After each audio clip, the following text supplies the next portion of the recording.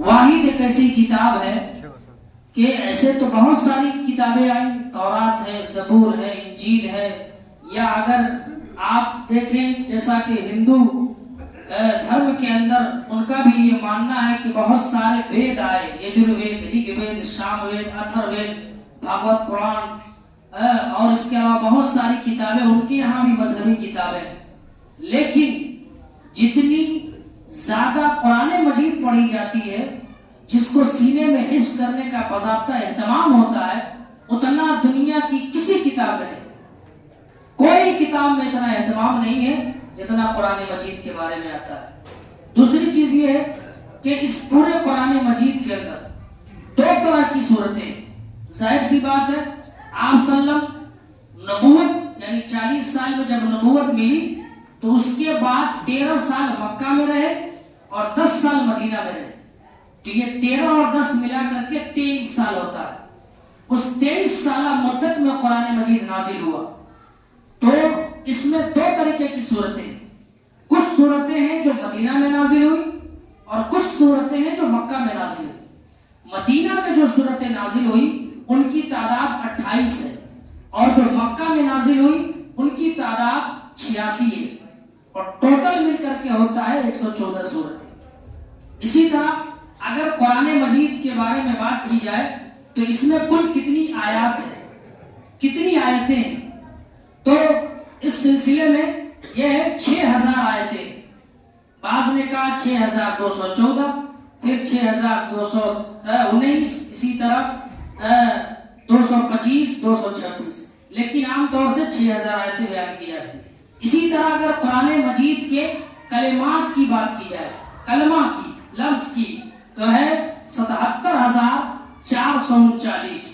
اسی طرح اگر حروف کی بات کی جائے، حرف کا مطلب الف با جیم دال، اگر حرف کی بات کی جائے تو لگ بھگ 3,40,740 حروف قرآن مجید کے اندر ذکر کیے گئے. اسی طرح ہم سب جانتے ہیں کہ پورا پارا 30 پارا ہے، اور جہاں سجدہ تلاوت قرآن مجید کے اندر ہے ان کی تعداد 14 ہے. 14 ایسی جگہ ہیں جہاں پہ قرأت کرتے ہوئے، قرآن پڑھتے ہوئے جب سجدہ آئے تو سجدہ کرنا چاہیے. ان کی تعداد کل 14 ہے. اب یہ جو سورہ ہے جسے ہم سورہ فاتحہ بھی کہتے ہیں، اس کے اور بھی کئی ایک نام ہیں. مثلا اس کا ایک نام ام الکتاب ہے، اس کا ایک نام السبع المثانی ہے، اسی طرح اس کا ایک نام الرقیہ ہے، اسی طرح ایک نام الشفا ہے. 12 نام ذکر کیے گئے. الحمد، سورہ فاتحہ بھی کہیں گے تو بہت لوگوں کو سمجھ نہیں آتی. الحمدللہ رب العالمین، اس کے 12 نام ذکر کیے ہیں مفسرین، اور سب کی الگ الگ وجہ بتائی ہے کیوں ہے. 2-3 وجہ بتاتا. ایک نام ہے سورہ فاتحہ.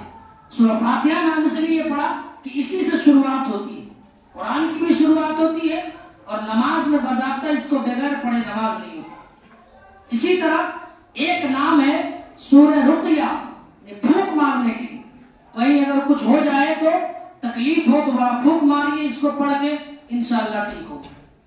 اسی طرح ایک نام ہے سورہ شفا. شفا کا مطلب ہوتا ہے آپ کو بیماری یا تکلیف ہے تو آپ اس نیت سے اس سورہ کو پڑھ کے دم کیجئے کہ اللہ اس شفا دے.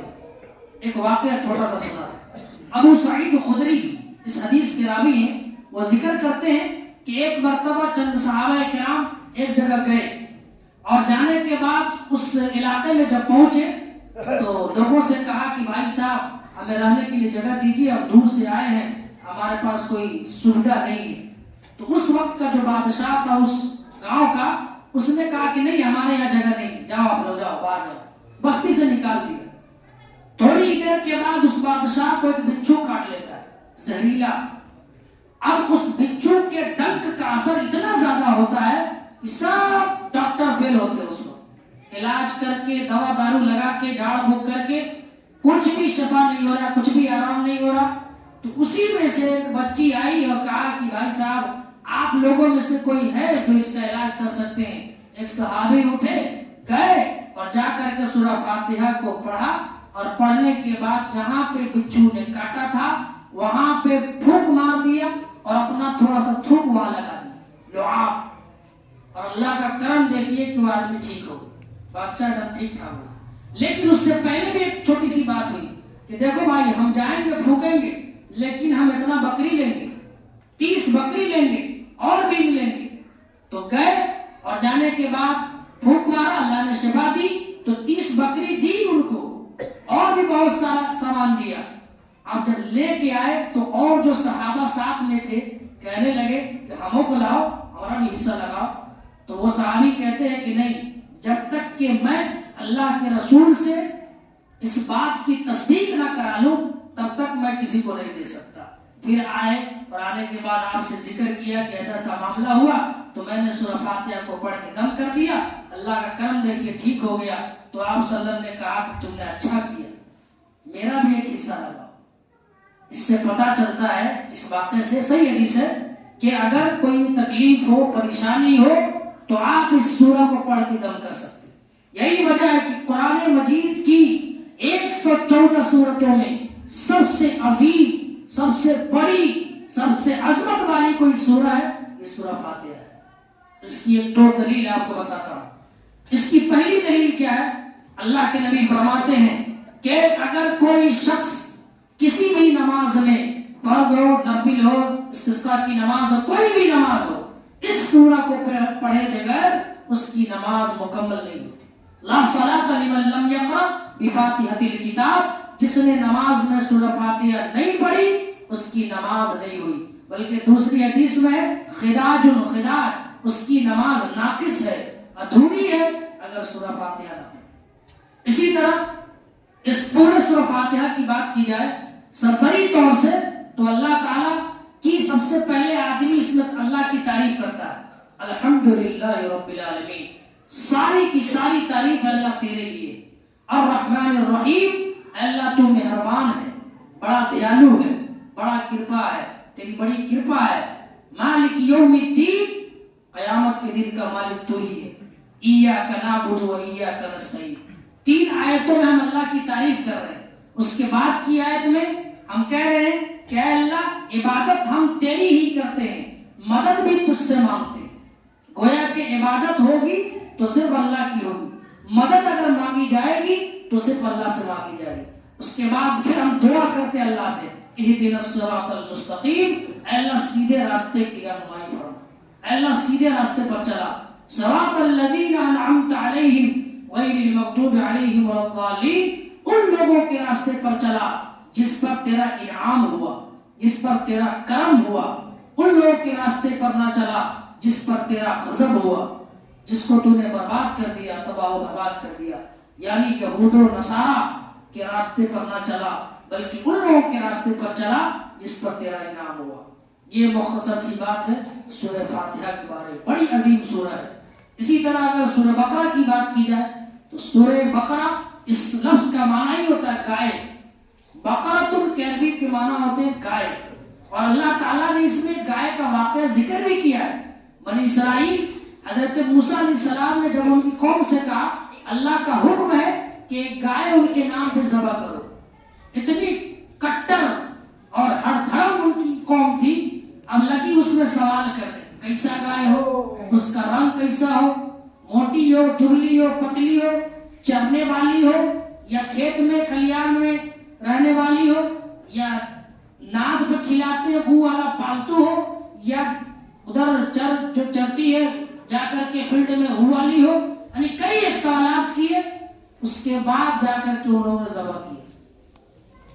تو بنی اسرائیل کا واقعہ بھی اس میں ذکر کیا گیا کہ اللہ تعالیٰ نے جب ان کو گائے ذبح کرنے کے لیے کہا تو کئی ایک سوال کے بعد گائے ذبح کیا. تو اس آیت سے اور اس لفظ سے ہی پتا چلتا ہے کہ اس کا اس آیت سے بڑا گہرا کنیکشن ہے, تعلق ہے.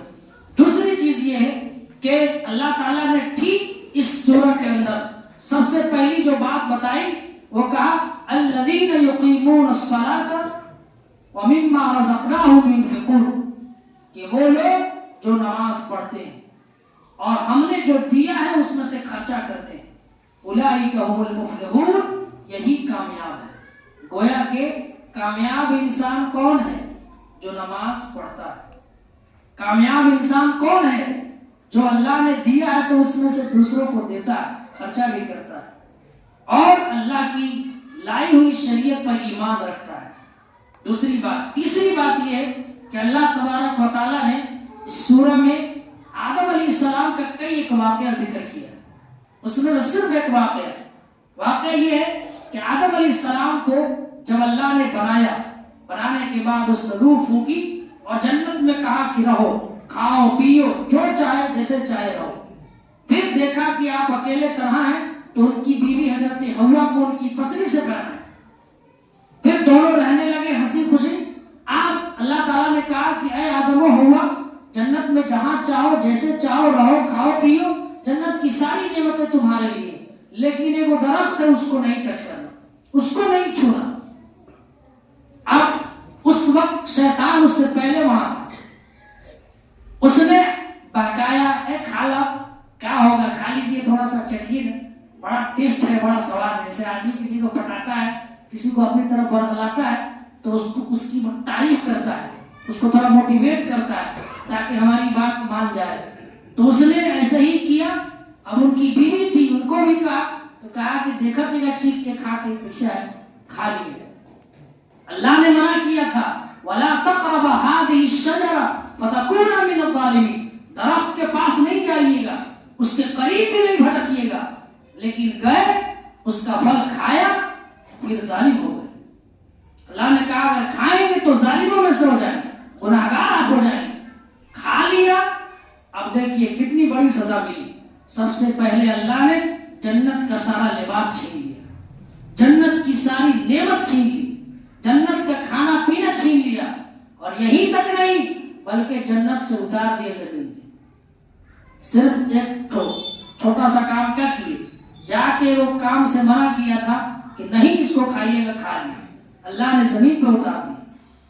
تو میرے بھائیو، اس طرح کئی ایک واقعات کا ذکر ہے کہ جس میں اللہ تعالیٰ نے اپنے حبیب کے ذریعے ہمیں یہ میسج اور پیغام دیا کہ ہم اللہ اس کے رسول کے اسوے اور اس کے طریقے کے مطابق زندگی گزاریں، اور ہر ممکن کوشش کریں کہ ہماری ذات سے کسی کو تکلیف نہ ہو، ہماری ذات سے کسی کا برا نہ ہو۔ اس لیے کہ زندگی خوبصورت تبھی ہوتی ہے جب ہم خود کو جتنا سمجھتے ہیں اتنا سامنے والوں کو بھی سمجھیں، اس کے بھی بھاوناؤں کی قدر کریں، اس کے بھی ایموشن کا خیال رکھیں، تبھی زندگی خوبصورت ہے۔ اور اس سلسلے میں یہی ہے کہ ابھی جو دنیا ہے، اس دنیا کے اندر جو زندگی آدمی گزار رہا ہے، ایسا لگتا ہے کہ کب کون ہمارے بیچ سے چلا جائے کچھ ٹھکانا نہیں، کب کس وقت کون چلا جائے چھوڑ کے کوئی پتہ نہیں، خواہ جوان ہو، خواہ بوڑھا ہو، خواہ بچہ ہو، چاہے بچی ہو۔ اس لیے میرے بھائیوں، یہ خلاصہ کلام کے طور پہ یہی ہے کہ جو بھی باتیں بیان کی جا رہی ہیں، ان سب باتوں کا خلاصہ یہی ہے کہ اگر ہم سنتے ہیں تو اس پر اگر عمل کر لیں تو بہت بڑی کامیابی ہے۔ صرف سن لینے سے مطلب مسئلے کا حل نہیں ہوتا ہے۔ اللہ تعالیٰ سے آئیے دعا کرتے ہیں کہ اللہ تبارک و تعالیٰ ہم سب کے آنے والے روزوں کو قبول فرمائے، اور جو بھی تراویح کی نماز ہم پڑھ رہے ہیں اللہ تعالیٰ ہمیں اس کے بدلے ہماری پچھلی سابقہ گناہوں کو معاف فرمائے۔ اس لیے کہ تراویح کا سب سے بڑا فائدہ یہی ہے، آپ نے کہا جو تراویح کی نماز پڑھتا ہے اس کے پچھلے سارے گناہ معاف کر دیے جاتے ہیں، بعض نہیں کہ 1 سال کے گناہ معاف کر دیے جاتے ہیں۔ تو یہ خصوصیت، یہ فضیلت ہمارے لیے ہے، ہمیں چاہیے کہ اس موقع کا فائدہ اٹھائیں۔ اور آخری بات کہہ کے کہ ابھی جیسے وتر کی نماز ہوگی تو وتر کی نماز میں اس سے پہلے بھی کہا گیا کہ آمین صرف 5 بار کہیے گا۔ 5 بار کا مطلب یہ ہے کہ ہم اس معنی کو سمجھ نہیں پاتے، اس لیے وہ آمین کہہ رہا، ہم بھی کہہ دیا آمین آمین، کہاں ہو رہا ہے یہ نہیں پتا، بس آمین آمین۔ اللہم اہدنی فی من ہدیت، یہاں آمین کہنا ہے۔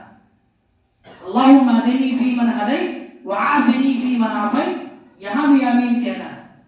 وعافنی فی من عافیت وتولنی فی من تولیت وبارک لی فیما اعطیت وقنی شر ما قضیت۔ یہ 5 کو دعا ہے۔ ہم اللہ سے کہتے ہیں اللہ ہمیں عافیت دے ایسے ہی جیسے تو نے ان کو عافیت دی، اللہ ہمیں ہدایت دے ایسے ہی جیسے تو نے ان کو ہدایت دی، اللہ ہمیں اپنا دوست بنا لے جیسا کہ تو نے ان کو اپنا دوست بنایا۔ تو یہ 5 کو دعا ہے۔ تو جب امام صاحب یہ دعا پڑھیں تو آپ گن کے 5 بار بار بولیے، اس کے بعد خاموشی سے سنیے یا اس کے پیچھے دہرائی، دونوں صورت ہے۔ اللہ تعالیٰ سے دعا ہے اللہ ہم سب کو کہنے سننے سے زیادہ عمل کی توفیق عطا فرمائے، آمین۔